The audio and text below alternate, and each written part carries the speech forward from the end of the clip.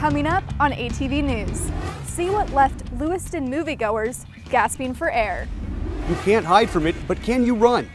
We'll show you how the inversion messes with your workout schedule. We'll show you why these healthcare employees had to be evacuated. Have you heard or seen that Logan has the highest gas prices around? Well, we're gonna check that out. Next week is spring break and the Mountain West tournament. Find out how your teams are looking going into it in sports. As you prepare for spring break, we'll tell you what clothing will be appropriate in weather. All that and more, this is ATV News.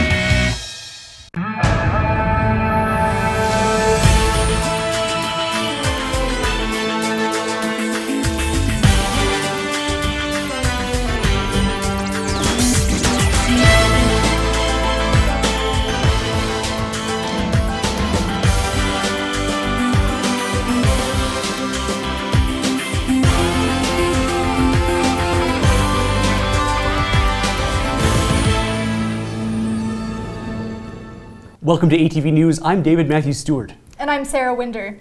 Instacare employees evacuated the clinic after receiving a threatening phone call Monday afternoon.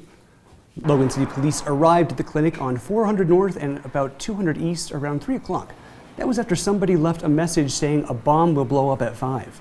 Police searched the building twice without finding any explosives, while employees waited in the parking lot. Employees were cleared to go back to work at 5:30, but police are still looking for answers as to why the threat was made. I think it's just kind of hard to understand when there's no reason behind it, when no one's giving you any information as to why they're angry or what their purpose is. Police have yet to find the caller, but Instacare has gone back to business as usual. Moviegoers in Lewiston are safe after a suspicious and noxious substance was sprayed in the air. Medical teams checked people at the Lewiston Theater Saturday night after bear spray was released. The Cache County Hazmat Response Team was called in after Jamie Dosher, a 31-year-old man living near the theater, found the can in the garbage and sprayed it to see how it worked. The pepper spray type substance lingered in the air and then moved into the theater where it affected moviegoers. It was like it just came in on kind of a breeze, you know, and then all of a sudden, all the kids sitting on the back row were coughing. According to authorities, there were no serious injuries. The case is under investigation and no arrests have been made. The US-USA votes are in, and the results may be closer than you think. Ashley Waddups won the US-USA presidential elections. She beat Mitchell Stevens by only 10 votes. Stevens received 10 more votes from students attending USU in Logan, but Waddups had 20 more from USU's regional campuses. Waddups will begin her term as president on April 15th. Gas prices haven't been this low in a while, but in Logan, it seems to be a bit higher than other places around the country. Tori Green compares prices by filling up in 3 states. Gas prices are low, but why in Logan do they seem to be so high? This is crazy how gas is so high out here in Logan, Utah. But there are a lot of factors that affect gas prices. Man, I've been out here for about a couple years now. You know, Ogden is so cheap. I drive down there almost every day to commute, plan A to B. Some factors that you don't think about much often. You'd have to look at the amount of competition in a geographical area. When you look at Salt Lake and Ogden, there is many more gas retailers than in Cache Valley. So per capita, you have much more availability of gasoline products than in Cache Valley. For other states like Colorado and Wyoming, gas prices are about 20 cents cheaper than Logan as well. I haven't seen gas this low since I was 18 years old. Probably will never see it this low again. Because gas prices are so cheap in Colorado, I'm saving more than $3 every time I fill up. And that adds up. These prices still don't affect people from buying gas because I gotta get to gotta get to where I gotta be. Know what I'm saying? So Cache Valley residents should realize that Cache Valley is just kind of an underserved market in terms of retailers providing that product. People should realize at the end of the day, gas is pricey, man. Tori Green, ATV News. When we come back, tax season is here. We'll show you where you can get them done for free. And graduate students are doing research on some slippery serpents. We'll show you why. Sorry, I've got big ideas. As a college student, you have big ideas to make a big difference on campus. Why not get funding for those ideas in a big way? The Blue Goes Green grant provides funding for student sustainability projects. These projects help USU students be more environmentally responsible, live healthier, and save money. To find out more, go to usu.edu/BGG. Get funding for your Blue Goes Green idea in a big way. Blue Goes Green. Make a difference. Are you frustrated with your major? I'm done. Do you wish your professors were more available to you? Do you wish your dreams of appearing on television would come true?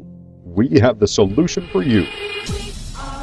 Broadcast journalism offers hands-on experience, one-on-one assistance, and the opportunity to work with ATV News. Join the JCOM family today.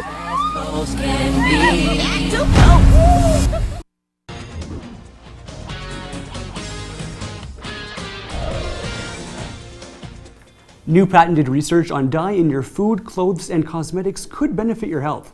The dye is a natural alternative to the synthetic dyes already used. ATV's Natalie Humphreys shows us more. The buzz of machines is constant at the Metabolic Engineering Lab. In this lab, Zahn found a gene that produces a natural blue dye. The gene is hard to mass produce, but that didn't stop Zahn. Then what we come up with is we clone this gene into E. coli, and we can make a lot of copies of this gene so that we can get a very high yield of this dye. We also developed a method to harvest the dye, how we can purify the dye so that it can be used in food and drinks. The dyes in something like this drink are chemically made and can be hard for your body to digest. Anything that's made in that sort of synthetic process doesn't break down that easily. So when it's not the amount necessarily that you're putting into an ecosystem, it's the fact that it never goes anywhere. So you have this continual slow buildup. Natural dyes meaning they are actually originally produced in nature already. Nowadays, many people are interested in using natural products, and we need to reach out to some manufacturers so then we can ask them to use our technology to use these natural dyes instead of using synthetic dyes. The method of making the natural dye, also known as indigo dyeing, has been patented by Zahn. Some companies are already reviewing our patent so that they can decide whether they will use our dyes or not. Natalie Humphreys, ATV News. Zahn is hopeful companies will introduce the new dye to their products. It's time to file your taxes, but doing so can be expensive. One local group is making the process easier by doing it for free right here on campus.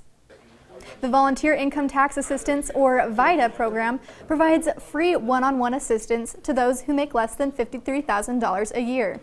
The volunteers help make sure all paperwork is complete before filing the return.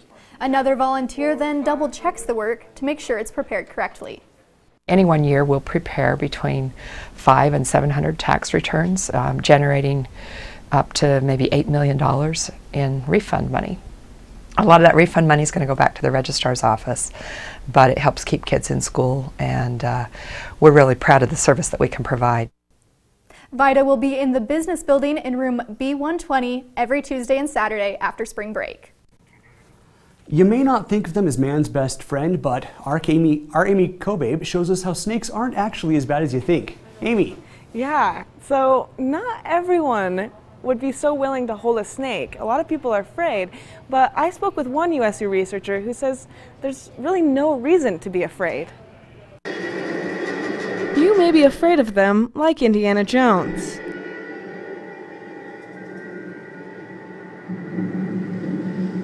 Snakes. Why did it have to be snakes? But Andrew Durso is on a mission to change the perception of one of his favorite animals. Like at this Science Unwrapped event at USU. Snakes are not as bad as a lot of people think, okay? And if you're afraid of snakes, maybe I can convince you by the end of the night that they're not actually as scary as maybe you think that they are. Durso says some people's fears of snakes are learned when they're little. Of course, humans learn things really quickly and at a really young age, so it's hard to study these things because even by 1 year old, a child may have unconsciously learned to fear snakes or be uneasy around snakes. As you can see, these people aren't scared of snakes, even the little kids, and this is a pretty big snake. So that's probably a good thing, right? In the United States, a lot of people are quite frightened of snakes. They kill them, they go out of their way to kill them, which makes me really sad. Because they don't have to, they're mostly harmless. And a lot of times people put themselves at more risk by trying to kill a snake than they would be in if they just left it alone. Phobias are fairly common with animals we don't understand. Spiders and snakes and creepy crawlies, we call them. But they're largely unfounded. They're irrational fears. And the more you know about animals, the less scary they become. If everybody liked the same type of animal, we wouldn't care about other animals, and the other animals would go extinct. So this snake is actually here at Utah State in the biology department where they do research, and we can look forward to seeing some more research from them. Back in the studio. Thanks, Amy. Those of you who don't go by your legal first name can now use your preferred name in Canvas. Tyler Clare is the Instructional Tools Administrator for Utah State. His recent work with enterprise data operations has made it possible for information to be transferred from a student's Banner account to Canvas account, where they can now use their preferred name. Claire says it was a painless and easy fix, which is why he and others who work for innovation design were chosen to make the changes. So this way we're just lowering the barrier and making it easier, making it more personable for students to be able to use Canvas and then to be able to interact with their peers. When we come back, ATV's Tess Griffith will have your Cache Valley weather report. The current temperature in Logan is 47 degrees.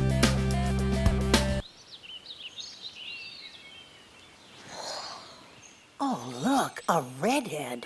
Staring contest.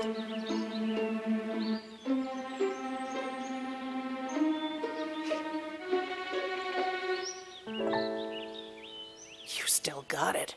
I know. Come alive with the forest. The dad was cute. They were looking right at us. Visit discovertheforest.org to find a forest near you.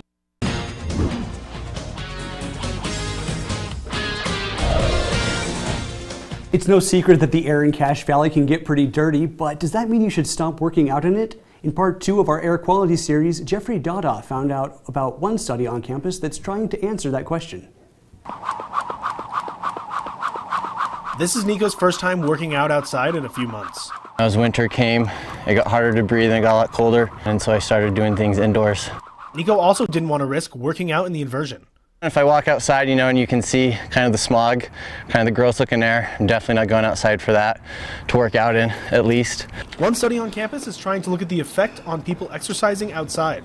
We want to see essentially on like a one-time exposure of like running out on a bad air day, if that's affecting your lungs, if that's affecting the way your physiology works as you're running, as you're exercising. We see people that are out running in the valley all winter long, regardless of what the pollution's like, and keep thinking, oh gosh, this has to be kind of damaging. Dr. Wagner said that he's a little bit concerned that his measurements won't be sensitive enough for a pool of participants that grew up in Utah and is used to this air. Most of these people have lived in Cache Valley their whole life, and so they've kind of already been damaged, if you want to think of it that way. The study measures performance and pulmonary function changes, but Wagner is concerned that testing people one time is not enough. It just might not be a sensitive enough measure to pick up changes. I don't want people to misinterpret that. I think the logical thing to do would be to read that and say, oh, it doesn't matter that we have this air pollution in Cache Valley, it's not causing any problem. But I would be very cautious about interpreting it that way. For Bronzotti, just the feel of the inversion is enough of a deterrent. It still feels like there's something that's clogging it up. It still feels like it's harsh. Jeffrey Dada, ATV News. Though the results aren't in, Wagner said he hopes to improve upon the study next year. Well, I don't know about you guys, but I really thought today was beautiful. So, Tess, does that mean we're going to have great weather the rest of the week? Well, I'll go ahead and take you over to the radar and show you. Let's go look. So as you can see, up in the upper east coast, they've had a storm, but it is slowly tapering out. And you can see on the radar that it's being pushed out into the ocean. But if we take a look at the northwestern section of the states, you can't see, but there is a storm brewing, and it will be coming and affecting mostly the northern states and then some parts of northeastern Colorado. And if you can see Utah over here, it's not really getting much And so we can only expect maybe a little precipitation, but let's go ahead and look at the state radar and I'll show you what we can expect. So you can see that there's not a lot of activity going on, and there are some colored blips, which means that we'll probably get some precipitation, but that's going to be mostly later on in the week. So let's go ahead and look at our 7-day forecast. Great. So on Wednesday, which is today, you can see that it's been mostly sunny. It's improved a lot. The weather has raised up a bit. It's at 47, and the low will be 27 tonight. And tomorrow we'll get a little warmer, and the high will be 53. It's still going to be mostly sunny, but with a little cloud coverage, and the low is 29.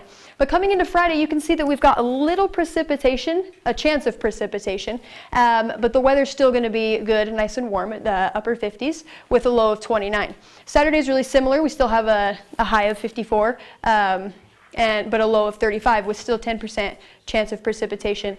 But if we come into Sunday, you can see that we should be expecting a lot of precipitation, 90% chance. It's mostly just rain, so we can expect that to wash away the rest of the snow, melt the snow that we've had over the past couple months.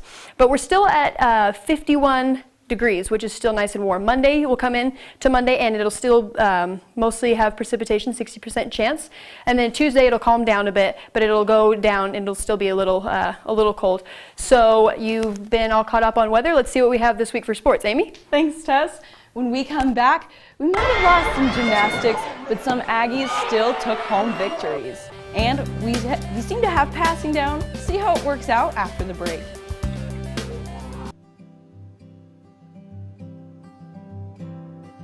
Students in biological engineering at Utah State University have the unique chance through the Synthetic Biomanufacturing Institute to engineer uses for spider silk. Projects developed in the lab include medical coatings, strong adhesives, and elastic woven fibers. These Aggies from Utah State are influencing and changing the face of biological engineering. Join them and leave your mark as well.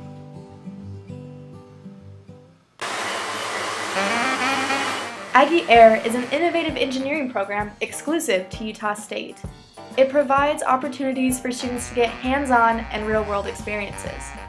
By building model planes that photograph and scan detailed images of landscapes, Aggie Air can change the way we use the Earth's surface.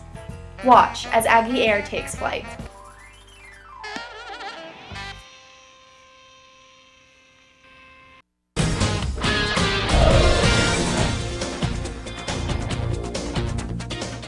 The Aggie men's basketball team took on San Jose State Spartans this weekend and let them know this is not Sparta. Utah State came out strong against San Jose State on Saturday and took an early lead with plays like this layup by Jalen Moore, where he almost takes out the camera. The Aggies worked the Spartans, passing the ball around the three-point line and getting assists like this from number 34 Chris Smith to number 14 Jalen Moore. They kept the momentum and the ball moving in this play where Quinn Taylor hands it to Shane Rector, who then passes it to Moore. He's driving it in, but he's not done. He kicks it out to Julian Perry, who sinks the three.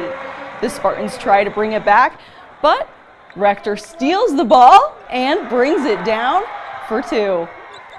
It was also a big night for freshman Taylor as he uses shots like this to earn him his first career double-double. And with points like that, Utah State finished out the night with a final score of 70-88. The team knows that having these wins in the last few games is very important for their upcoming tournament. We win the last 3 games. If things fall into place, we can move ahead 3 teams. So we have to get these last 3 games. But either way it go, we go in the tournament. I feel we're a team to reckon with, so it doesn't matter what seed. We're going to give every team everything we have. The team played Air Force last night in Colorado and won 78-65. The Aggies have their regular season finale against Fresno State on Saturday at 7 in the Spectrum. The Mountain West tournament will be next week in Las Vegas. The women's team is also gearing up for the Mountain West Conference as they finish up their last few games of the season. Last Wednesday, they took on Nevada. It was a slow mover for both teams at the start, but with shots like this from Funda Nakasoglu, the team got moving and became the top. She got the team moving, and became the top scorer for the night with 26 points. Her points must have been contagious as her teammate fed this assist out to Deja Mason, who put it up for 2. There we go, out there, and it's in. On defense, Katie Toole stole the ball out of Nevada's hands and passed it across the court. Nakasoglu passed it over to the very capable hands of Julianne Onschling, who, here we go, made it for 3. The coach hopes these girls can use the win to propel them into the Mountain West tournament. That's our objective of 3 more games, is to finish out on a high momentum note and to be ready to peak in Las Vegas. The Aggies played over the weekend against San Jose State but lost 83-65. But they grabbed up momentum again last night against Air Force for their last home game. With shots like this one from Hannah Hutchins, Utah State started out the first quarter strong and was able to keep the lead going into the second half. Rachel Brewster also put up points with this layup right there. As always, Funda Nagasoglu was lead scorer as she racked up the points with this 3-pointer. She certainly wasn't selfish though. She fed this one out to Antonia Robinson, who dips out of frame but still sinks a 3. The Aggies won the game 64-40, and as the last home game, it was senior night, and the team honored its 3 seniors, Julianne Onschling, Tiana Dukic, and Mariah Miles. And Miles' family honored her back, her mother singing a verse of Amazing Grace in Cherokee. I'll let you take a listen.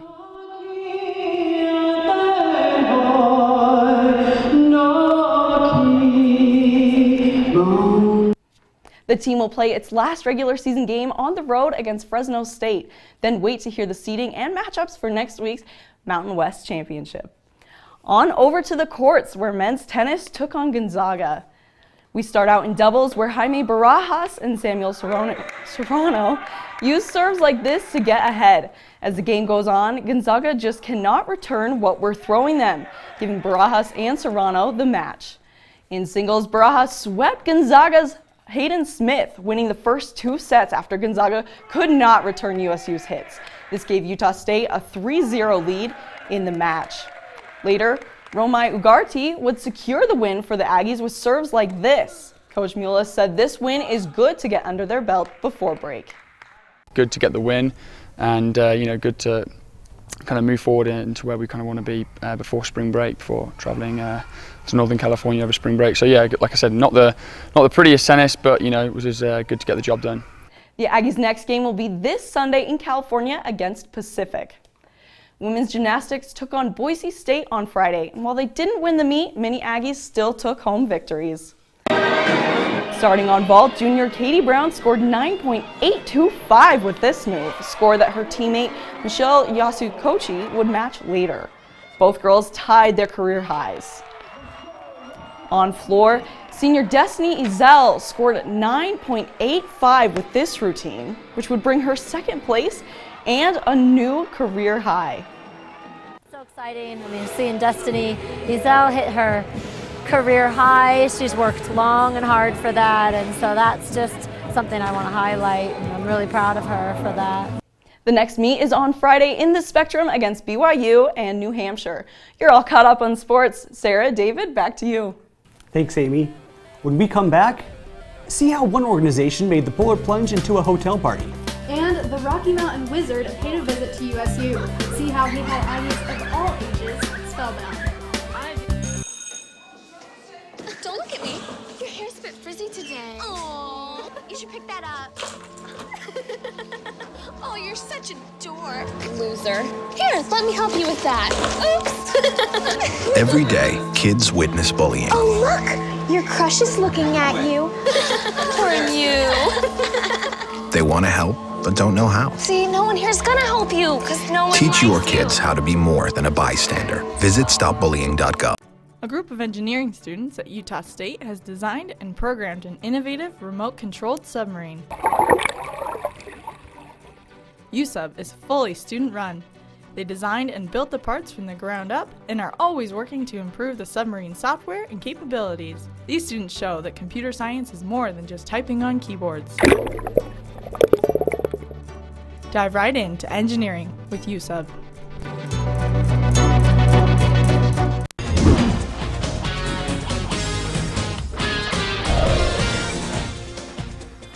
February is Black History Month. In celebration, one documentary made its way around the country to share with you stories you might not have known. America's Untold Journey is a documentary produced by Next Star Broadcasting. It shares some untold facts of the African-American influence on our nation's creation. The documentary is being shown in schools across the country, and it wasn't just students who attended the showing at USU. Good for Utah's news director George Severson came because he believes everyone can learn something from the video. This is something that's very important for anybody to see, whether you're black or white or Mexican, American Indian, whatever. It's a great story and tells a great tale of diversity and where we've come from. You can find a link to the documentary at goodforutah.com. Do you enjoy Aggie Ice Cream? The popular frozen treat is a huge part of the Utah State culture. So why is it running out? Brock Damjanovic went inside the Aggie Creamery freezers to find the frozen fix. Can I help you guys with anything? The doors are open, but you might find more excuses than ice cream at the Aggie Creamery. There's been some customers who haven't been very happy because they come here like wanting the ice cream and it's not there. And I've even had some friends who know I work here and they come to me and they're like, you got rid of the True Aggie Night, like why isn't it there? You'll see signs instead of flavors like True Aggie Night or chocolate. Fortunately, this was all a part of the plan to add a brand new freezer to fix an old one. What's going on is they are moving a lot of the ice cream from the old freezer to the new freezer that we have, and because of that we don't have as much space. The new freezer will act as a place for ice cream to temper before it gets to the customer. But for now, it's all they've got. So our goal was to be down only in the month of February. We put it on our new freezer, brought that online right at the end of January, and our new freezer is going to, our refurbished freezer is going to come back up March 1st. So that's our plan, and we've pretty much got that done. What we have here is the freezer that has been being used that's currently under maintenance. This freezer usually runs at about -20°F, which means any liquid that got in immediately froze. That freezing liquid caused bulging in some of the seams, which in turn allowed more liquid to get in and freeze and just exacerbated the problem. But soon, what you see here, which are empty shelves, will be filled once again with ice cream, which will soon be back into the stores and back into your freezer. In fact, they'll have more capacity than ever before. It's 20 feet long, it's 8 feet wide, and 9 feet tall. And that gives us another 160 square feet of capacity for ice cream. So once all is said and done, the creamery will be prepared for a summer where 50 to 60 buckets of ice cream is a typical weekend. Brock Damjanovic, ATV News. The freezer's working once again, and workers say the production of flavors like chocolate and True Aggie Night will be back to normal within the month.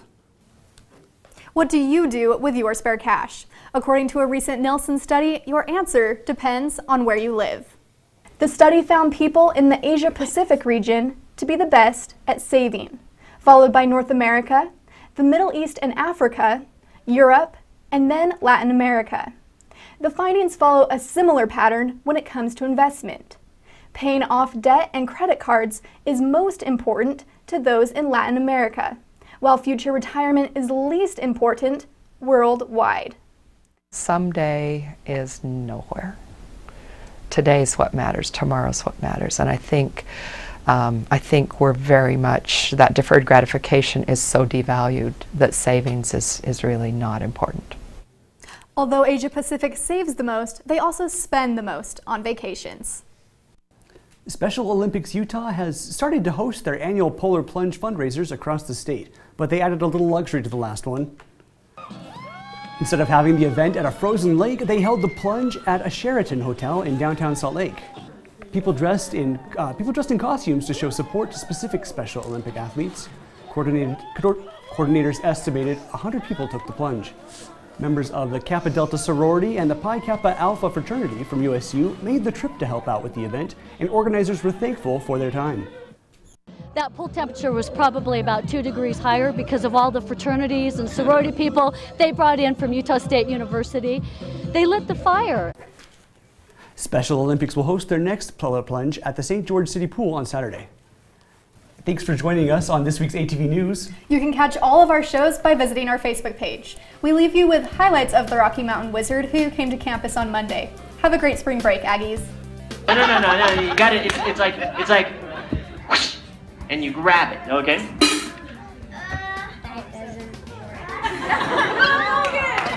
Is it working, Logan? No? I think we need some encouragement. Who thinks Logan can do this?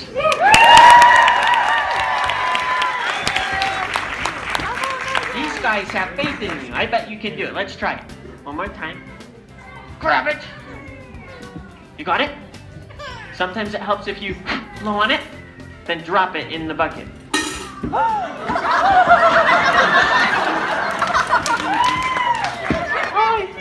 Did you blow on it that time? You did.